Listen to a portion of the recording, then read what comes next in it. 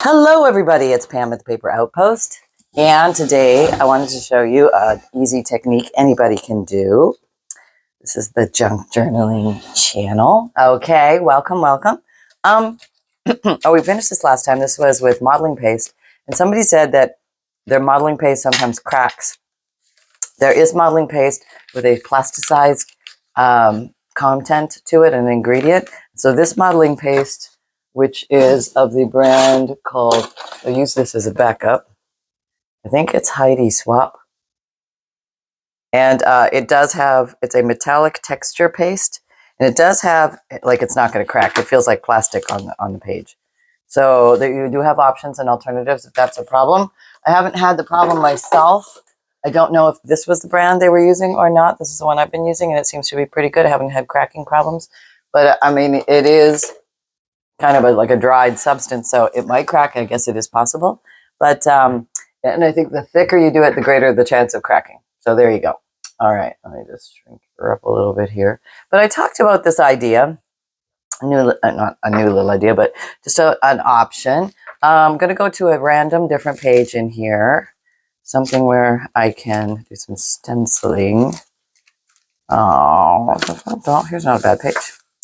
Okay, so now this is a tree stencil or a tree branch stencil. Nothing super fancy other than the stencil itself. But I wanted to show you, okay, this is what it looks like when you just do the tree stencil. So I'm going to use a paddle brush. I'm going to look for my dark brown one. I think that was my dark brown one. That's the green one. It's now back to being the dark brown one. I think I cross-pollinated it and it became a pink one for a while. Hang on, I'm going to find my brown ink. And it doesn't actually have to be brown ink. Okay, it's going to be the one on the bottom. I know it. Okay, I got two, and they were right on the bottom. This one is walnut stain, and this one is also walnut stain. So this one is oxide, and this one is ink. Maybe I'll show you both just so you can see the difference, because I get a lot of questions about that. Oxide, distress oxide is dye plus pigment. Distressed ink is just dye. Okay, so let's give them a fair shot. Just wake them up a little bit. This is just water, just plain water, if anybody's wondering. Squirt. Okay, that was a lot. And we'll put you over here. Okay, maybe we'll do that. Okay, goes there. I don't even remember which. I think this is the oxide. Oxide, yep. And let me do the dye first. This is just straight brown dye. If you don't have brown dye, you can also use shoe polish, or certain makeups will work as well. Just pigment is pigment. Use what you got. Dye is very effective. Oops, I just stuck it in the oxide. Oh, there goes that. There goes that experiment. No, I think it was barely a graze by. It was a graze by. That was it. Okay. All right, so just going over this. What do we got? We got some nice stencilage going on. It's quite intense and dark, which is nice. Now we're going to go into the oxide, distress oxide. Okay. Now we're going to just do this for comparison purposes. I could match it up if I wanted. Pretty close. All right. Now, the oxide with the pigment is nice to work with. It gives you a lot of delivery. There's a word for that, like when it, can't think of it, but when you get a lot of color from it, it's pretty good. So it's a little softer and feltier, I would say. Both you can play with water with them, but you don't have to. So I'm just going to bring it up here so you can. I don't really, not a huge, okay, maybe a little intense. The intensity is a little more robust with the oxide, but I don't know, there's nothing wrong with a good old regular distress ink. So just for comparison purposes, I wanted to do this page just so you could see what we're going to try and pseudo mimic, if that's a word, without the stencil. Okay, so our plan, our deep plan is going to be, let's find another page, go random. maybe I use the same kind of paper. Ah, same kind of paper. Okay.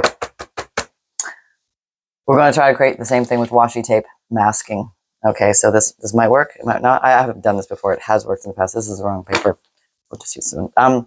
Ideally, I'd like to use masking tape because it's low-tack tape. If you don't have masking tape, maybe you have washing tape. It's low-tack tape.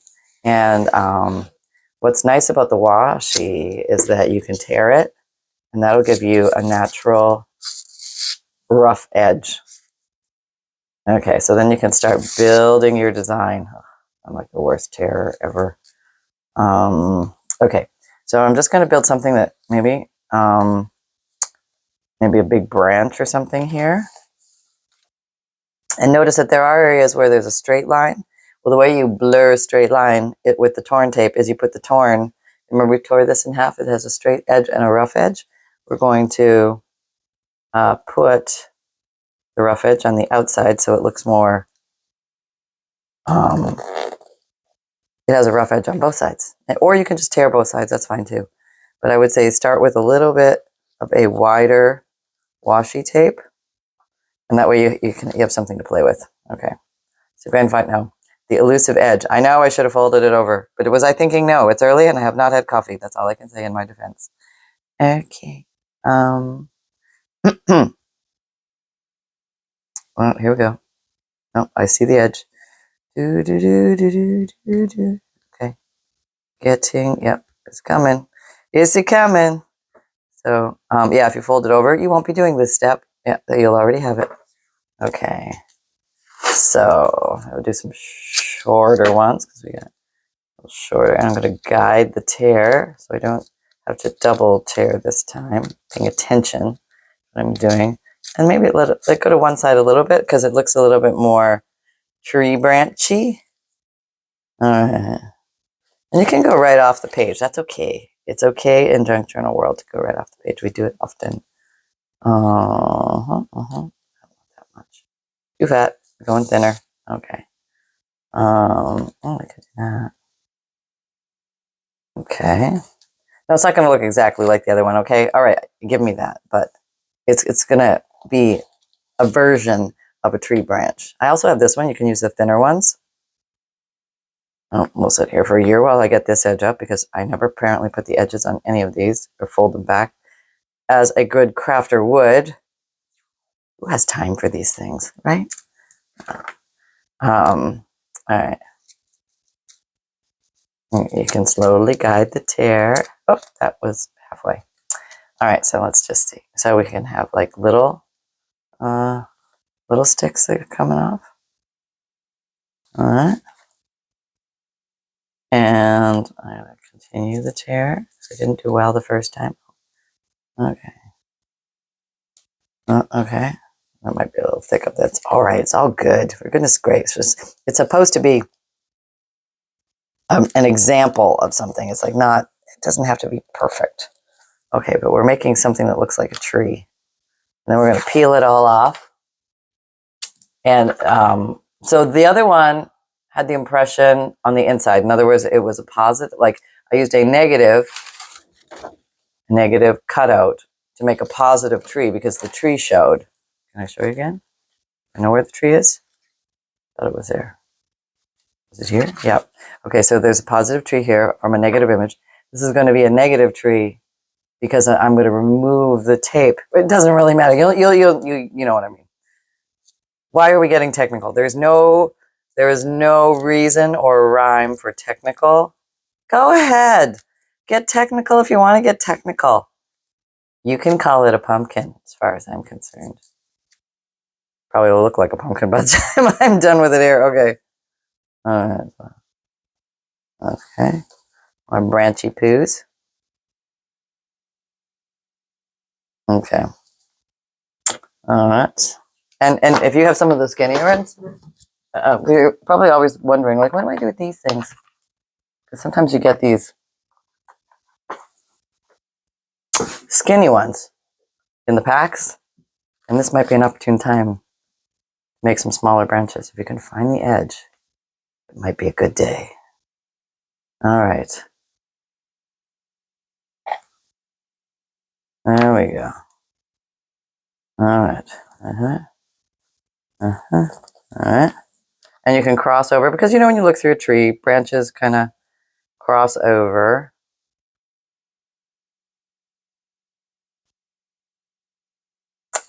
And goes that way. And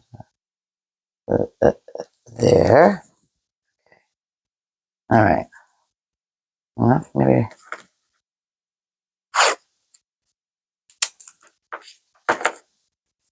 Okay.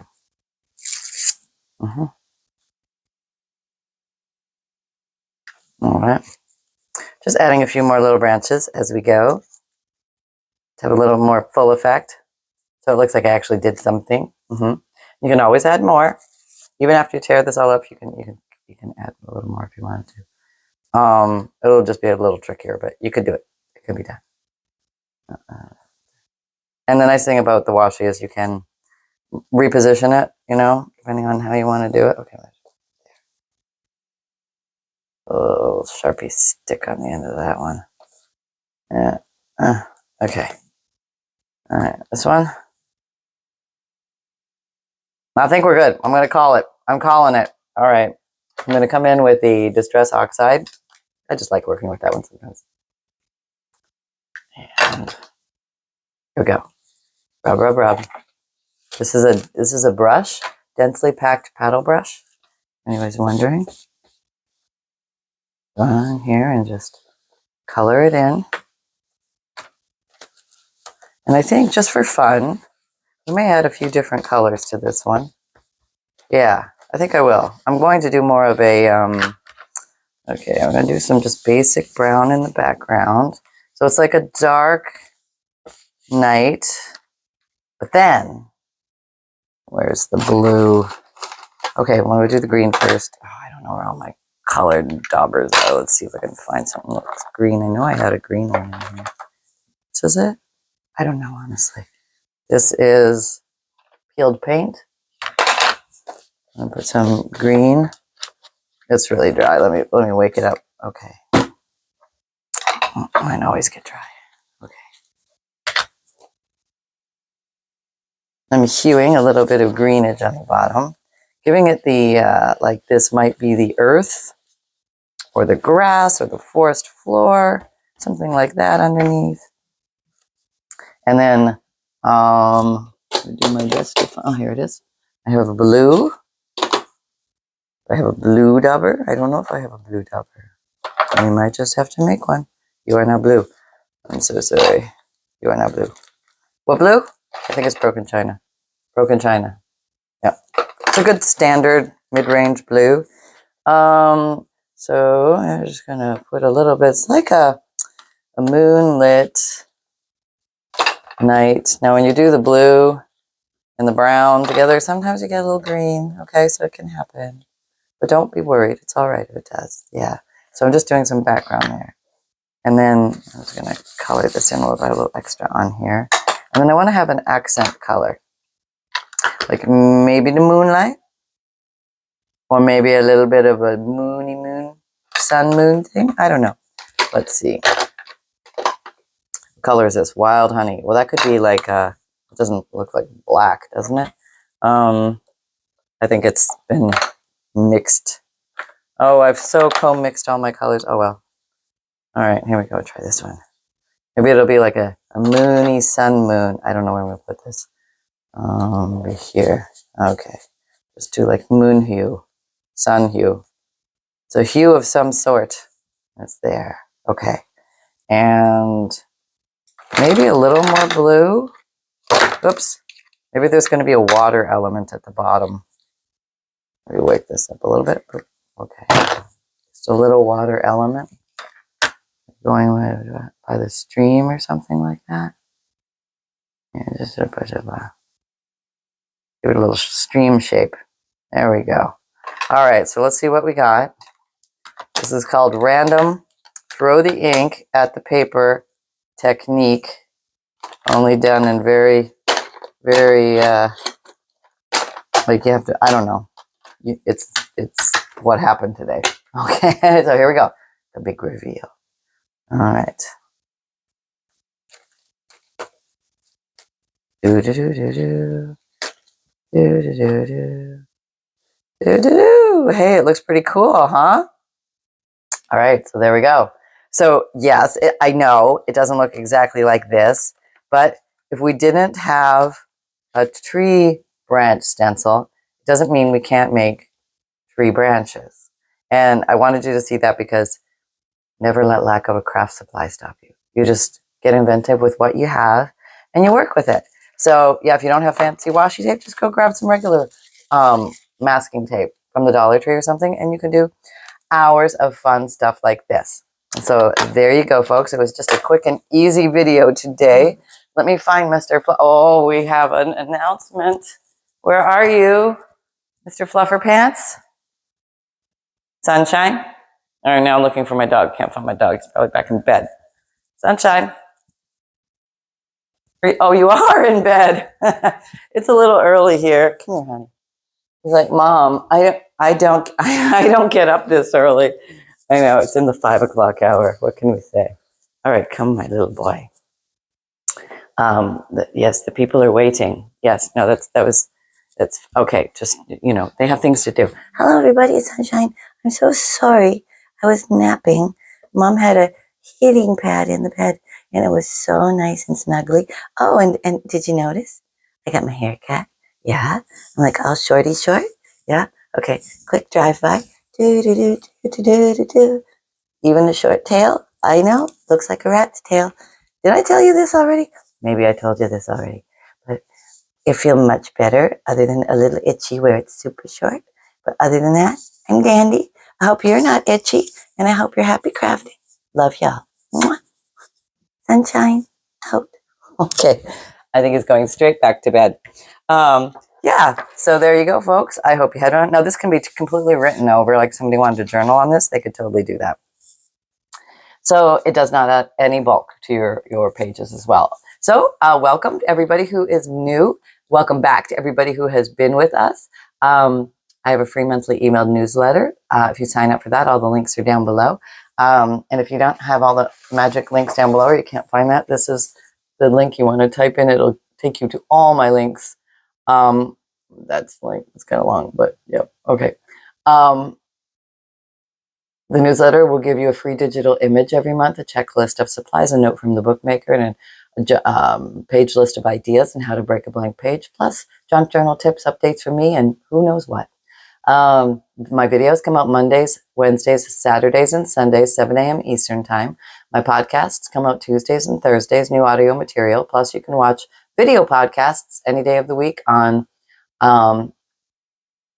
Spotify. And what else? I have an Etsy shop, which is you can find journals and bundles and kits and fundles when they're available there. If you don't have a printer or don't like to print, I offer a print and mail option for the Digikits. They're themed images, 5 pages each.